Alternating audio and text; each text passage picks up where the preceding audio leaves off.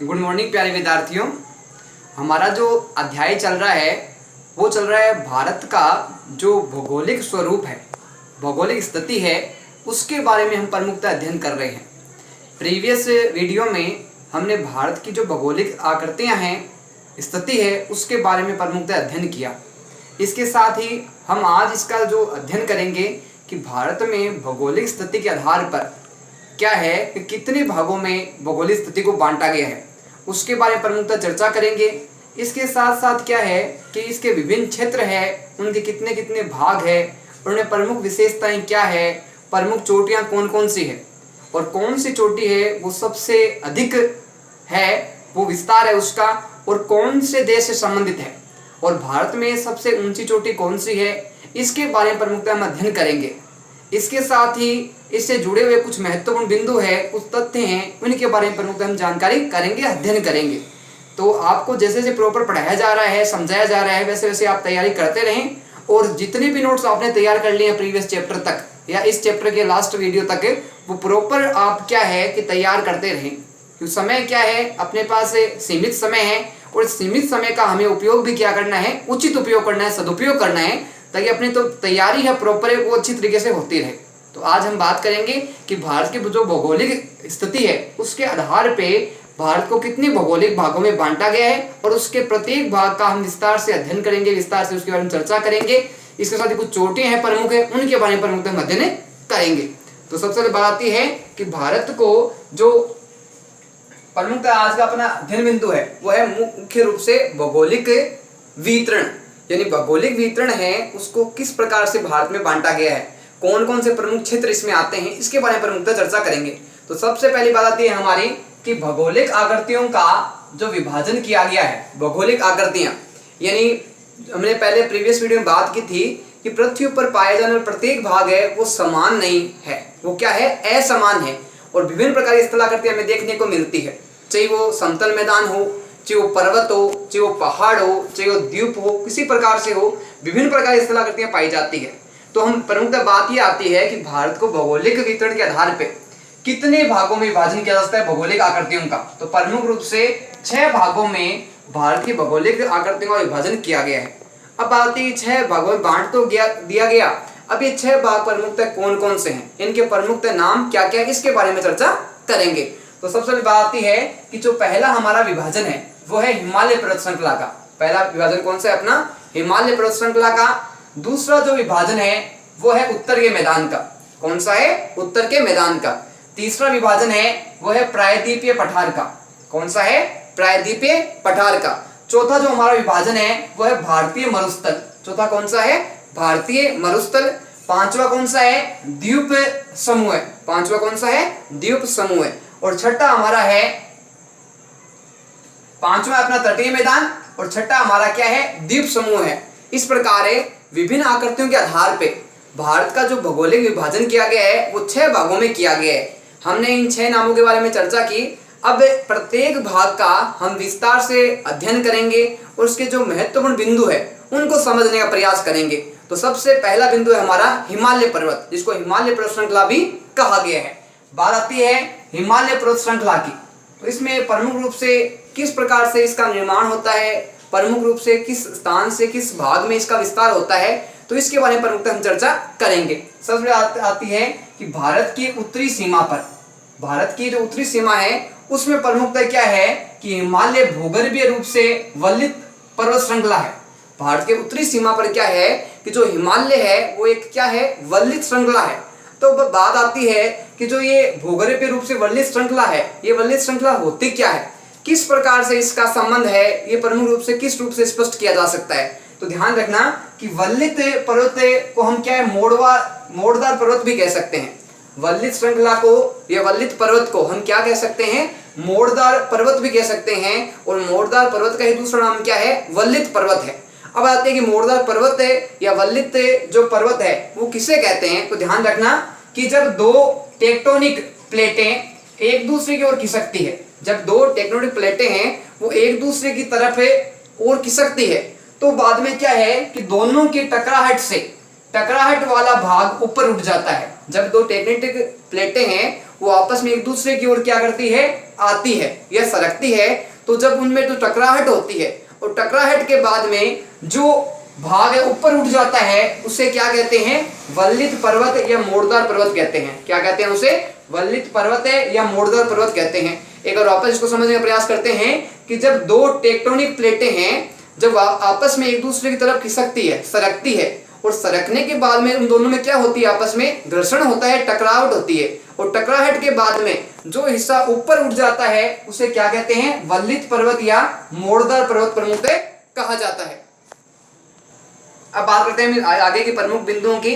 बात आती है कि विश्व की सबसे ऊंची चोटी कौन सी है। विश्व की सबसे ऊंची पर्वत चोटी कौन सी है, तो ध्यान रखना जो हिमालय है वह विश्व की सबसे ऊंची पर्वत चोटी है। कौन सी है, हिमालय। अब बात आती है कि अत्यधिक असम अवरोधों में से एक है। अत्यधिक जो है अवरोध वो असम में प्रमुख रूप से अधिक देखने को मिलते हैं। अब बात आती है कि अर्धवर्त के निर्माण की लंबाई कितनी होती है। अर्धवर्त का जो निर्माण होता है उसकी जो कुल लंबाई है वो कितनी होती है, तो ध्यान रखना कि 24,000 किलोमीटर है, 2400 किलोमीटर है, ये अर्धवर्त की लंबाई होती है। कितनी लंबाई होती है, 2400 किलोमीटर है इसकी लंबाई अर्धवर्त की बताई गई है। बात आती है कि कश्मीर में चौड़ाई कितनी है इसकी। कश्मीर में जो इसका विस्तार है, जो इसकी चौड़ाई है वो कितनी है, तो ध्यान रखना 400 किलोमीटर तक क्या है कि इस अर्धवर्त की लंबाई के साथ इसका चौड़ाई का विस्तार बताया गया है। बात आती है अरुणाचल प्रदेश में इसकी चौड़ाई कितनी है, तो अरुणाचल प्रदेश में इसकी चौड़ाई 150 किलोमीटर है। इस प्रकार से हम कहा जाए तो प्रमुख रूप से जो विश्व की सबसे ऊंची पर्वत चोटी कौन सी हो गई, हिमालय हो गई, और इसका जो विस्तार बताया गया है वो प्रमुख रूप से इसकी लंबाई 2400 है, वो किलोमीटर बताई गई है।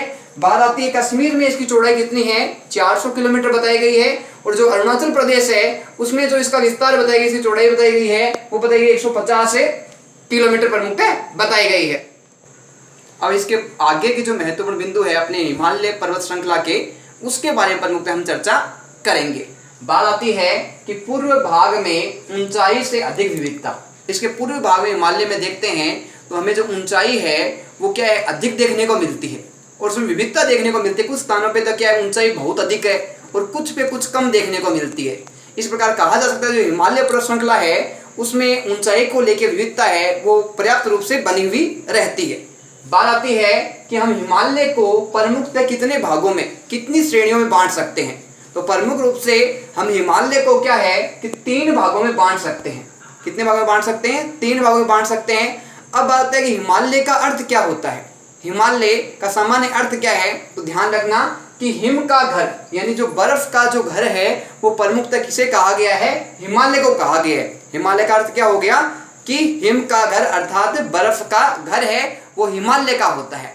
बात आती है कि हमने बात की थी कि हिमालय को कितने भागों में बांटा गया है। हिमालय को प्रमुखतः 3 भागों में बांटा गया, 3 श्रेणियों में बांटा गया, 3 तत्वों में प्रमुखतः बांटा गया है। बात आती है कि इसका पहला भाग कौन सा है, ध्यान रखना जो वृत्त हिमालय है या हिमाद्री है वो इसका प्रथम भाग है, प्रथम भाग में बांटा गया। इसको 2 नाम से जाना जा सकता है, वृत्त हिमालय या हिमाद्री। ये इसका भाग कौन सा हो गया, पहला भाग हो गया। बात है दूसरे भाग की कि दूसरे भाग को मध्य हिमालय, हिमाचल या लघु हिमालय कहा जाता है। इसको 3 नामों से प्रमुख रूप से जाना जाता है, मध्य हिमालय, इसके साथ हिमाचल या लघु हिमालय। ये किसका भाग है, हिमालय का जो दूसरा भाग है उसको जाना गया है। अब जो हिमालय का जो तीसरा भाग है, तीसरे भाग में इसको बांटा गया है वो है शिवालिक। कौन सा है, शिवालिक। इस प्रकार है जो हिमालय है उसको 3 भागों में बांटा गया है, और 3 भागों के कुछ जो प्रथम और द्वितीय भाग है उनके नाम है वो 1 से अधिक है, और तीसरा जो इसका है वो शिवालिक, इसका एक ही नाम बताया गया है। इस प्रकार हिमालय को प्रमुखतः 3 भागों में बांटा गया, 3 भागों में विभाजन उसका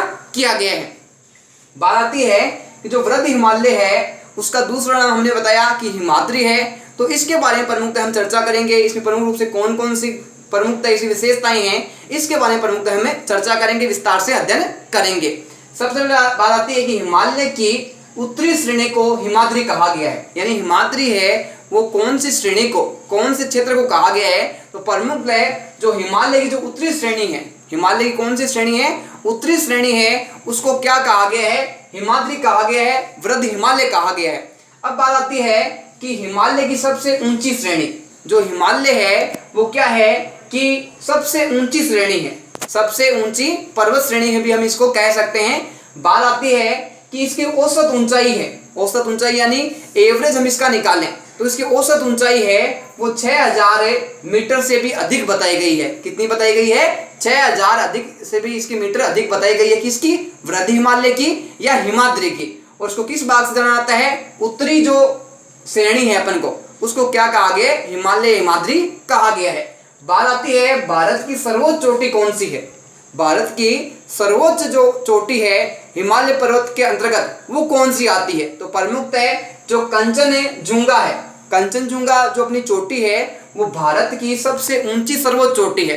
अब बात आती है कि ये सर्वोच्च ऊंची चोटी है ये भारत के कौन से क्षेत्र से संबंधित है, कौन से राज्य से संबंधित है? तो प्रमुख ध्यान रखना सिक्किम है, वहां पे क्या है? कंचनजुंगा है, वो भारत की सर्वोच्च चोटी देखने को मिलती है। बात आती है कि नेपाल में विश्व की सबसे ऊंची चोटी कौन सी है? नेपाल है भारत का जो पड़ोसी देश है उसकी प्रमुख चोटी कौन सी है? तो सर्वोच्च ऊंची बताई गई है। तो ध्यान रखना एवरेस्ट है, एवरेस्ट पर्वत श्रृंखला है उस वो सबसे ऊंची विश्व में चोटी बताई गई है। बात आती है इसकी मीटर की कितने अधिक मीटर है? ये ध्यान रखना 8848 मीटर है इसका विस्तार प्रमुखतः बताया गया। किसका? नेपाल की एवरेस्ट चोटी का, जो विश्व की सबसे ऊंची चोटी है। और भारत की कौन सी है? कंचनजुंगा। और वो कहाँ पे है? सिक्किम में है, भारत के अंतर्गत बताई गई है। अब बात आती है कि हिमालय के कुछ ऊंचे शिखर है, हिमालय के जो कुछ ऊंचे शिखर है, पर्वत श्रृंखलाएं हैं, उनके बारे में प्रमुखतः हम बात करेंगे। कुछ जो हम नाम है पूर्व में कर चुके हैं वर्णन, उनका भी नाम आएगा और कुछ अन्य है उनका भी नाम प्रमुखतः आएगा। सबसे पहले बात आती है कि सबसे ऊंची चोटी है विश्व में, सर्वोच्च ऊंची चोटी कौन सी है? माउंट एवरेस्ट है। और माउंट एवरेस्ट चोटी है वो कहाँ पे है, कौन से देश में है? तो नेपाल में माउंट एवरेस्ट है वो मिलता है। अब आती है कि इसकी जो कितने मीटर है वो विस्तार है, तो प्रमुखतः 8848 मीटर इसका विस्तार बताया गया है। अब बात आती है कि जो कंचनजुंगा है वो कौन से देश में है और कौन से राज्य में है? तो कंचनजुंगा वो हमारे देश भारत में आती है और सिक्किम राज्य में इसका विस्तार देखने को मिलता है। अब आते हैं कि इसकी जो प्रमुखतः ऊंचाई है वो कितनी है? 8598 मीटर। कितनी है? 5898 मीटर है। वो प्रमुखतः क्या है कि इसकी जो ऊंचाई है वो प्रमुखतः बताई गई है 8598। अब बात आती है कि जो मकालू है अन्य चोटी, उसका जो विस्तार है वो कौन से देश में है? ध्यान रखना नेपाल में जो मकालू है उसका विस्तार बताया गया है। और इसकी जो ऊंचाई है वो बताई गई है 8481 मीटर। कितनी बताई गई है? 8481 मीटर है। अब बात आती है कि जो धौलागिरी है चोटी, धौलागिरी जो पर्वत चोटी है वो कौन से देश में है? जानना नेपाल में इसका विस्तार बताया गया है। अब बात है कितनी इसकी ऊंचाई है? ध्यान रखना 8172 मीटर इसकी ऊंचाई धौलागिरी की है, वो नेपाल में बताई गई है। अब बात आती है कि जो नांगा पर्वत है उसका विस्तार कहाँ पे है? तो नांगा पर्वत है, अब बात आती है आगे कि जो नांगा पर्वत है उसका विस्तार है वो कहाँ पे है और कौन से राज्य में है? तो नांगा पर्वत का जो विस्तार है वो भारत में है। और भारत के कौन से राज्य से संबंधित है नांगा पर्वत का? नागालैंड से संबंधित है। अब आते हैं कि इसकी जो ऊंचाई है वो कितनी बताई गई है? तो 8126 मीटर है वो नांगा पर्वत की जो है नागालैंड में वो ऊंचाई प्रमुखतः बताई गई है। बात आती है अन्नपूर्णा है जो हिमालय की ऊंचा शिखर, वो कहाँ पे कौन से देश में है? तो प्रमुखतः इसका जो बताया गया है नेपाल में बताया गया है। और बात है इसकी ऊंचाई कितनी है? तो ऊंचाई इसकी बताई गई है 8078 मीटर है वो इसकी ऊंचाई बताई गई है। इस प्रकार से जो प्रमुख है जो हिमालय के कुछ ऊंचे शिखर हैं वो प्रमुखतः हमने चर्चा की। ज्यादातर जो पर्वत शिखर है वो प्रमुखतः नेपाल में देखे गए हैं। और भारत में भी कुछ दो ऊंचे शिखर बताए गए हैं, वो कहाँ है? कंचनजुंगा में है और दूसरा इसमें बताया गया है नांगा पर्वत। अब हम बात करते हैं सबसे अधिक ऊंचे शिखर की। तो प्रमुखतः जो सबसे ऊंचा शिखर है हिमालय पर्वत के कुछ ऊंचे शिखर बताए गए हैं, उसमें सबसे पहला स्थान आता है किसका? नेपाल का आता है। और नेपाल में जो एवरेस्ट है वो विश्व की सबसे ऊंची चोटी है। लेकिन हम बात करें अपने देश भारत की, तो भारत की जो सबसे ऊंची चोटी है वो कौन सी है? कौन सी है? कंचनजुंगा है। और जो उसका विस्तार है प्रमुख रूप से कहाँ बताया गया है? भारत के जो सिक्किम राज्य है उसमें इसका विस्तार है प्रमुखतः देखने को मिलता है। इस प्रकार हमने क्या है कि इस वीडियो के अंतर्गत भारत को भौगोलिक भागों में बांटा, प्रमुखतः 6 भौगोलिक भागों में इसका हमने विभाजन किया, इसका बंटवारा किया। और इसके साथ ही हमने क्या है कि जो अपना पहला जो इसमें भाग है विभाजन है हिमालय पर्वत का, उसके बारे में चर्चा की और इसको हिमालय भाग को हमने 3 भागों में प्रमुखतः बांटा। और उसके साथ ही इसकी जो प्रमुख चोटियां हैं विश्व में और भारत में जो सबसे ऊंची अधिक चोटियां हैं उनके बारे में प्रमुखतः हमने इसमें चर्चा की और इसमें बात की, प्रमुखतः हमने इसके बारे में वर्णन किया।